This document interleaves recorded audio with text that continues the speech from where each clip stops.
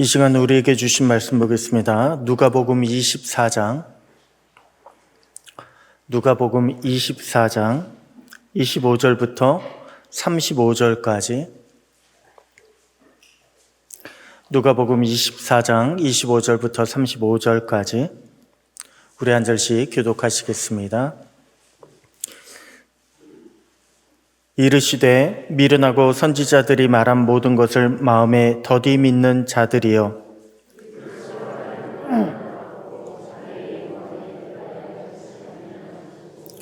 이에 모세와 모든 선지자의 글로 시작하여 모든 성경에 쓴 바 자기에 관한 것을 자세히 설명하시니라.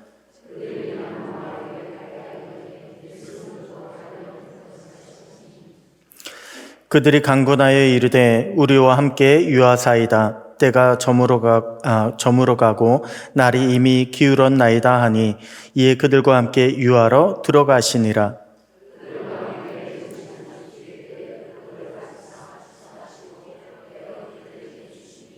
그들의 눈이 밝아져 그인 줄 알아보더니 예수는 그들에게 보이지 아니하시는지라.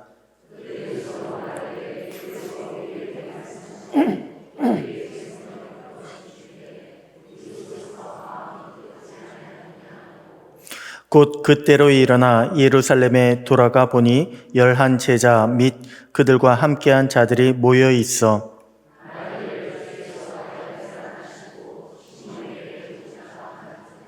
35절 다 같이요. 두 사람도 길에서 된 일과 예수께서 떡을 떼심으로 자기들에게 알려지신 것을 말하더라. 아멘. 할렐루야. 오늘 이 저녁에도 주님 주시는 말씀의 은혜가 충만하시기를 축복합니다. 여러분, 누가복음 13장에 보면요, 열매 맺지 않은 무화과 나무 비유가 등장을 합니다. 한 주인이 포도원에 무화과 나무를 심었다고 했습니다. 그리고 3년을 기다렸습니다. 하지만 주인은 그 나무에게서요, 열매를 얻지 못합니다. 참다 못한 그 주인이요, 결국 나무를 찍어 버리기로 했습니다. 그런데 그때 포도원 지기가요, 제발 참아달라고, 올해만, 금년만 참아달라고 그렇게 부탁을 합니다. 자신이 1년 더 잘 가꿀 테니까 올해만 참아주십시오. 여러분, 주님은 이 비유를요, 누구에게 주신 줄 아십니까? 당시 예수님이 오셨음에도 불구하고 3년 동안 사역하셨음에도 불구하고 변하지 않는 유대인들에게 주셨습니다. 또한 주님은 이 비유를 오늘 저와 여러분에게 주셨습니다. 우리 모두에게 주셨습니다. 주님은 지금도 우리를 위해서 땅을 파고 걸음을 주고 계십니다. 우리의 믿음이 자라고 더 나아가 열매 맺기를 원하고 계십니다. 왜 우리는 생각하지 않습니까? 우리가 지금 그래도 이렇게 신앙생활 하는데, 언젠가 믿음이 좋아지겠죠. 언젠가 우리의 삶도 변하겠죠. 열매가 있겠지요. 라고 그렇게 생각하지 않습니까? 그런데 여러분, 우리에게 주어진 시간은요, 생각보다 길지 않습니다. 여러분, 다른 것은 몰라도 믿음의 문제는요, 우리의 구원과 직결되는 가장 중요한 문제입니다. 우리는 믿음의 문제에 있어서만큼은 절대로 느슨해져서는 안 됩니다. 절대로 지체해서는 안 됩니다. 여유 부려서도 안 됩니다. 하지만 실제로 우리를 돌아보면 어떻습니까? 오랫동안 신앙생활 하는데도 우리의 믿음은 얼마나 잘 자라고 있습니까? 많이 자라지 못한 그런 모습을 발견하지 않습니까? 때로는 잘 자라는 것 같습니다. 뭔가 은혜도 받고 또한 성령 받은 것도 같고 응답도 얻은 것 같으면 잘 자라는 것 같다가 일순간 정체되고 오히려 시험에 후퇴하는 그런 모습도 보지 않습니까? 여러분, 왜 우리는요, 빨리 믿음이 자라지 않는 것일까요? 때때로 우리의 믿음을 보면 왜 우리의 믿음은 이렇게 더디게만 자라는 것처럼 그렇게 보일까요? 여러 가지 이유가 있을 수 있겠지만 오늘 본문을 통해서 살펴보면요, 대략 몇 가지 이유를 발견할 수 있을 것 같습니다. 그 첫 번째는 우리끼리 이야기하기 때문에 그렇습니다. 우리끼리 믿음의 문제에 대해서, 신앙의 문제에 대해서 주님을 찾지 않고 우리끼리 이야기하기 때문에 그렇습니다. 오늘 본문은 예수님께서 부활하신 날 일어난 사건입니다. 그날의 제자 둘이요, 엠마오로 가고 있었다고 합니다. 그러면 이들은요, 예수님이 부활하셨다 이 소식을 몰랐을까요? 아니요, 22절 보니까 이 두 제자들도 예수님께서 부활하셨다라고 하는 그 소식을 들었다고 했습니다. 그런데 이들은 어떻습니까? 이들은요, 믿지를 않습니다. 그래서 예루살렘을 떠나 엠마오로 내려가는데 지금까지 일어난 일에 대해서 서로 이야기했다고 했습니다. 그리고 서로 이야기하면서 문의했다, 서로 이야기하면서 토론했다라고 했습니다. 오늘 본문은요, 서로 이야기하다라고 하는 것을 내리 2번 연속해서 강조하고 있습니다. 아니, 제자들이라면 어떻게 해야 합니까? 제자라면요, 예수님께서 부활하셨다라고 하는 그 이야기를 들으면 정말인가 아닌가 달려가 확인부터 해야 되는 거 아닙니까? 무덤이 비어 있으면 정말로 예수님께서 살아나셔서 어디 가 계신 것은 아닌가 찾아봐야 되는 거 아닙니까? 그런데 이 두 제자들은 어떻게 하고 있습니까? 서로 의견만 나누고 있습니다. 그리고 그 결과가 무엇입니까? 아이, 그렇지. 죽은 사람이 살아날 리가 없지. 이제 다 끝난 거야. 그들은 그렇게 서로 이야기하다 보니까 자기네들끼리의 결론을 내리게 된 것입니다. 그래서 이 두 제자는요, 엠마오로 내려가고 있었던 것입니다. 여러분, 심리학 용어 중에요, 확증 편향이라고 하는 그런 용어가 있습니다. 이 말은 자신이 믿고 싶은 것만 믿으려고 하는 그런 인간의 본성, 인간의 성향을 가리키는 것입니다. 이것이 심한 사람은요, 아무리 진리를 이야기해도, 참된 말을 이야기해도 도무지 받아들이지 않습니다. 그런데 오늘 본문에 나오는 엠마오로 가는 제자들이 딱 그렇지 않습니까? 이날 새벽 여인들이 예수님의 무덤에 갔다가 예수님이 과연 살아나셨다라고 하는 천사들의 증언을 들었다고 했습니다. 하지만 제자들은 어떻게 생각을 했습니까? 예수님이 죽은 지 벌써 3일이 되었다고. 어떻게 죽은 사람이 3일이나 되었는데 다시 살아날 수 있냐고 도저히 믿지 않습니다. 이 두 제자는요, 이쪽에 관련돼서는 아마 서로의 마음이 맞았던 것 같습니다. 그래서 예루살렘을 떠나면서 서로 계속 이야기합니다. 서로 이야기하면서 받아들이고 싶은 그런 진실을 한마디로 만들어가고 있었습니다. 여러분, 진리라고 하는 것은요, 합의가 절대 아닙니다. 아, 이것이 맞지, 그래, 이게 정답이야, 우리가 아무리 합의를 해도요, 그런다고 해서 진리가 만들어지는 것은 아닙니다. 사람의 질서는 그렇게 합의로 만들어질 수 있습니다. 그래서 법을 보잖아요. 법은요, 여러 사람들이 인정하기만 하면, 합의하기만 하면 법이 만들어질 수 있습니다. 하지만 진리는 우리끼리 아무리 야, 이것이 맞다라고 그렇게 합의를 한다 해도 진리가 저절로 만들어지는 것이 아닙니다. 진리는요, 찾아야 되는 것입니다. 특별히 신앙적인 진리는 우리 주님을 찾아야 합니다. 우리 주님을 찾아가서 직접 우리 주님께 들어야 합니다. 그래야 진리가 깨달아지고 그래야 우리 안에 믿음이 생겨날 수 있는 것입니다. 오히려 신앙적인 진리를 놓고 이야기하는데 우리끼리 이야기하면요, 진리가 왜곡이 될 수가 있습니다. 믿음이 자라기는커녕 오히려 좌절하고 시험에 들 수가 있습니다. 잘못된 믿음을 진리라고 그렇게 받아들일 수 있습니다. 그렇기 때문에 우리는 신앙생활 할 때요, 우리끼리 이야기하는 것, 그것을 상당히 조심해야 합니다. 여러분, 오늘날 우리에게 이러한 유혹과 시험이요, 얼마나 많은지 아십니까? 요즘 사람들은 TV나 인터넷, 유튜브를 통해서 많은 정보를 얻고 있습니다. 실제로요, 유용한 정보들이, 우리가 알지 못했던 수많은 정보들이 얼마나 많이 예전에 비해서 쉽게 제공되고 있는지 모릅니다. 그런데 문제는요, 선택을 내가 한다는 것입니다. 확증 편향처럼요. 내가 알고 싶은 정보, 내가 듣고 싶은 이야기만 내가 골라서 듣는다는 데 있습니다. 그래서 요즘 사람들 보면요, 뭔가 많이 알고 있습니다. 정말 많은 것을 알고 있는데 가만히 보면 잘못 알고 있는 경우, 혹은 내가 알고 싶은 것만 그쪽에만 많이 알고 있는 그런 모습들이 얼마나 많이 있는지 모릅니다. 왜 요즘에는 병원도 보면요, 선생님들이 진료하기 참 힘들다고 합니다. 왜냐하면 환자들이 병원에 와가지고 선생님들을 평가한대요.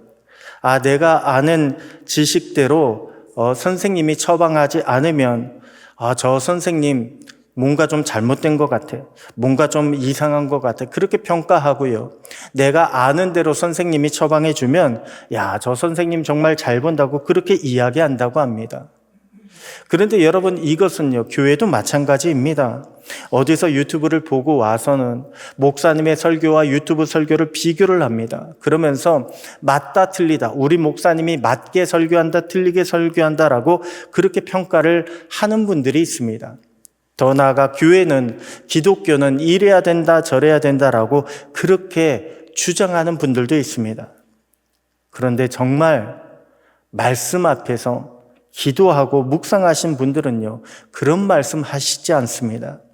오히려 더 깊이 말씀을 읽고 더 깊이 기도하는 분들은 겸손한 모습을 찾아볼 수가 있습니다.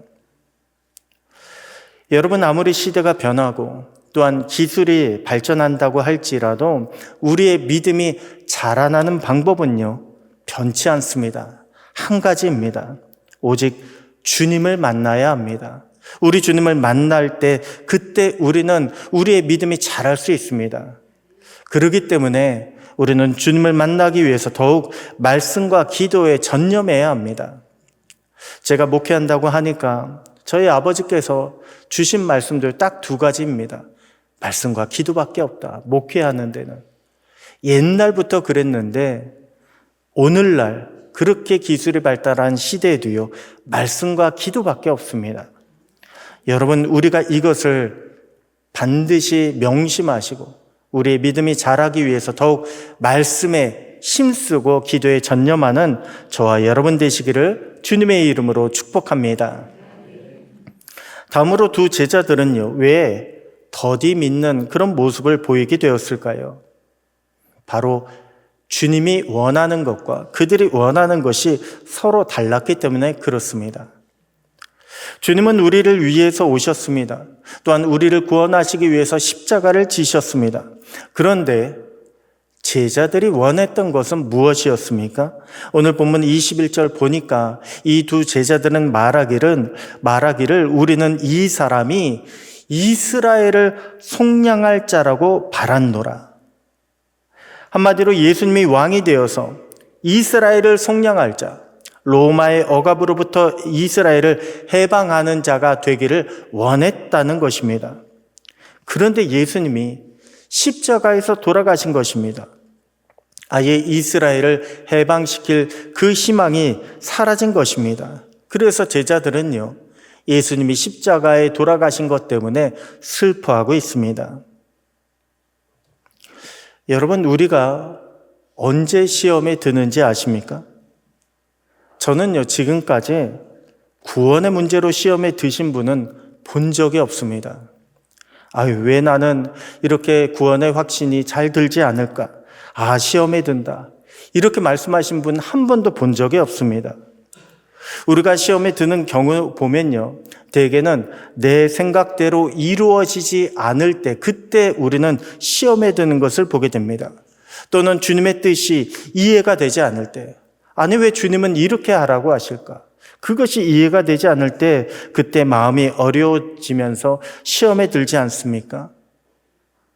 다른 것, 구원의 문제라던가 나에게 왜 이러한 성령의 능력이 나타나지 않을까? 이런 여러 가지 다른 좋은 것 때문에 시험에 드신 분 거의 본 적이 없습니다.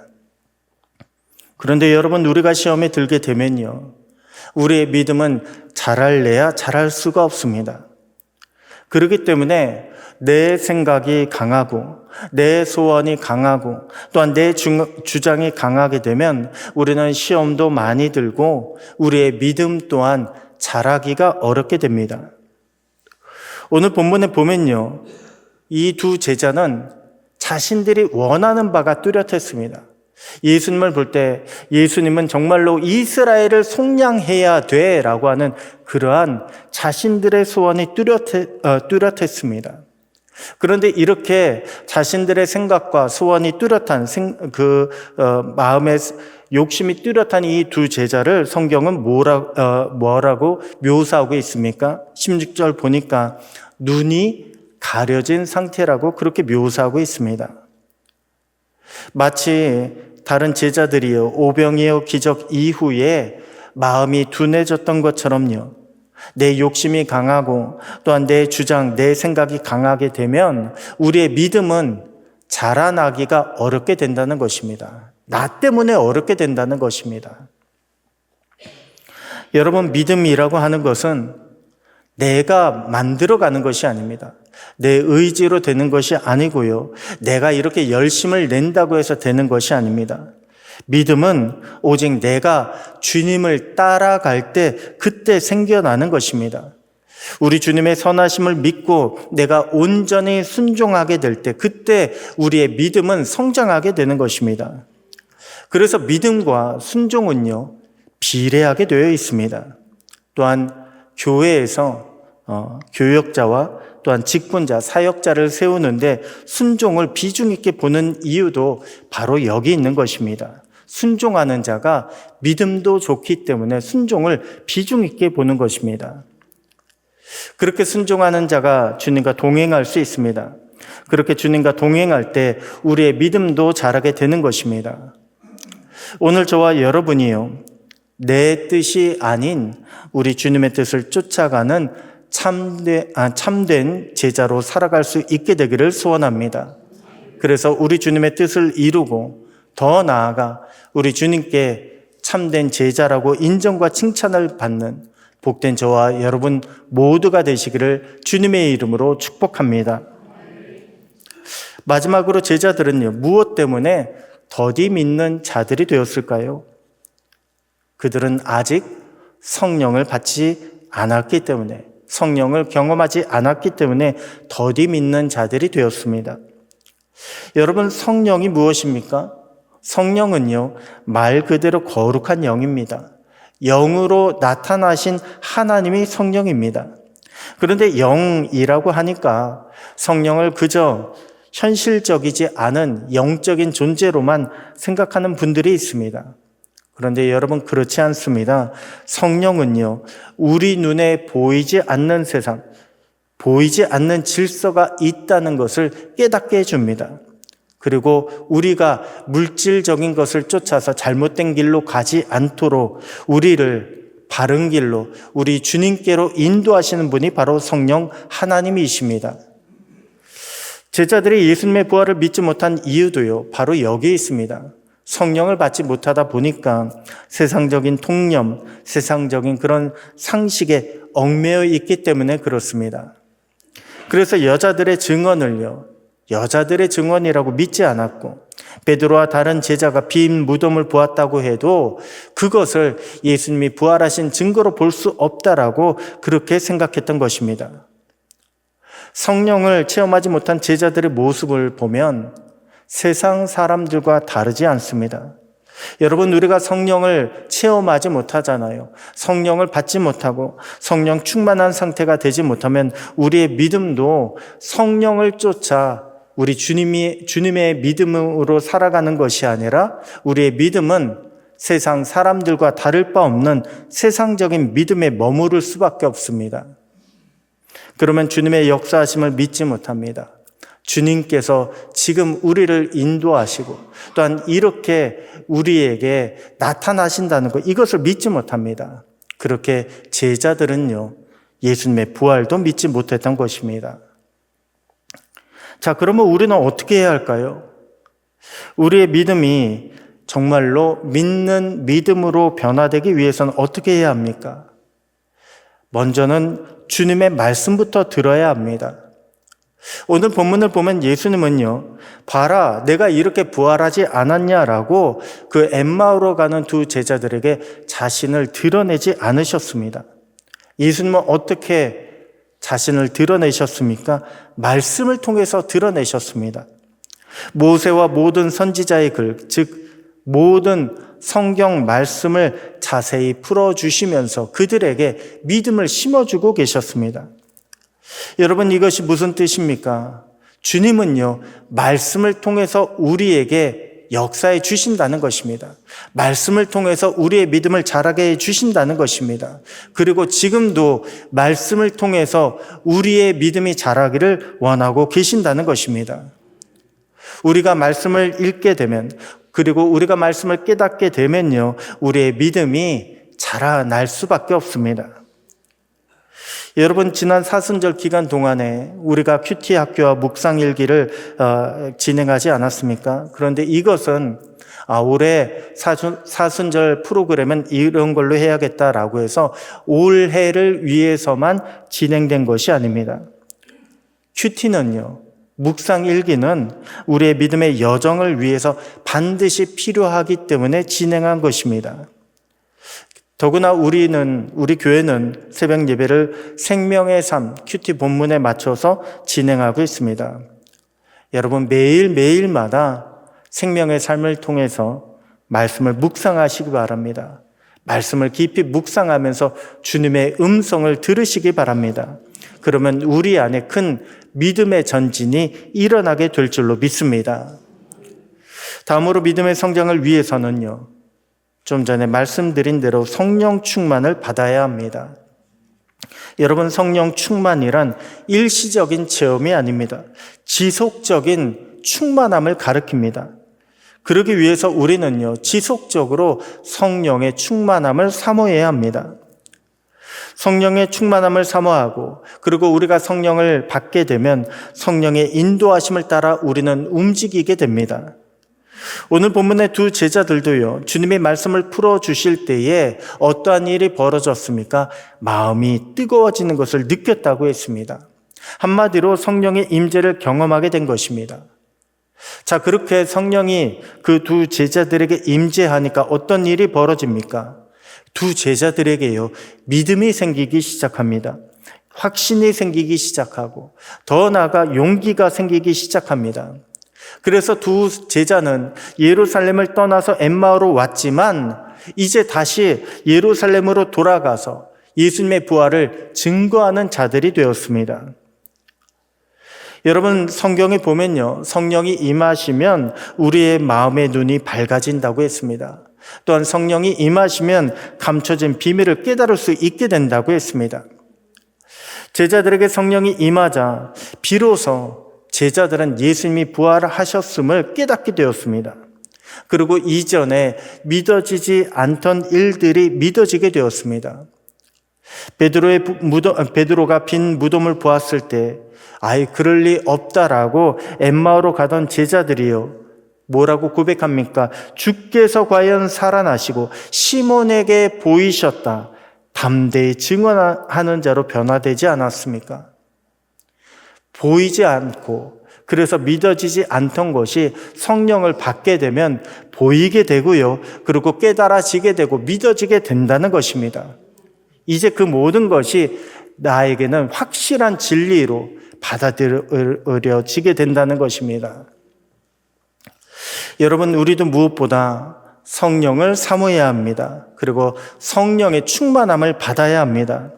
그래서 더 큰 믿음의 사람으로 살아계신 우리 주님을 증거하고, 또한 주님의 일을 감당하면서 놀라운 은혜와 축복을 경험할 수 있는 저와 여러분 모두가 되시기를 우리 주님의 이름으로 축복합니다. 기도하겠습니다. 하나님 아버지, 감사합니다. 말씀을 통해서 살아계신 주님을 만나게 하시고 더 큰 믿음과 은혜를 사모하게 하시니 감사합니다. 주님, 우리에게도 주의 성령을 부어주셔서 말씀이 깨달아지는 그런 귀한 은혜가 있게 하여 주시옵소서. 성령으로 말미암아 우리의 믿음이 자라게 하시고 더 나아가 우리 주님과 동행하며 승리하는 자들이 되게 하여 주시옵소서. 패배하며 도망치는 인생이 있습니까? 우리 주님의 영광으로 살아가는 인생으로 바뀌는 큰 역사가 일어나게 하여 주시옵소서. 앞으로 더 많은 일에 충성하며 귀하게 쓰임받을 수 있도록 성령의 지혜와 능력을 우리에게 부어주시고 또한 주님의 뜻이 우리를 통해 더 많이 이루어지게 되기를 소원합니다. 주님, 그렇게 될 수 있도록 우리를 사용해 주시고 인도하여 주시옵소서. 성도님들의 모든 가정마다 주님의 은혜와 평강이 언제나 함께 하시기를 소원하옵고 우리의 힘이 되시고 능력이 되시는 살아계신 우리 주 예수님의 이름으로 기도드립니다. 아멘.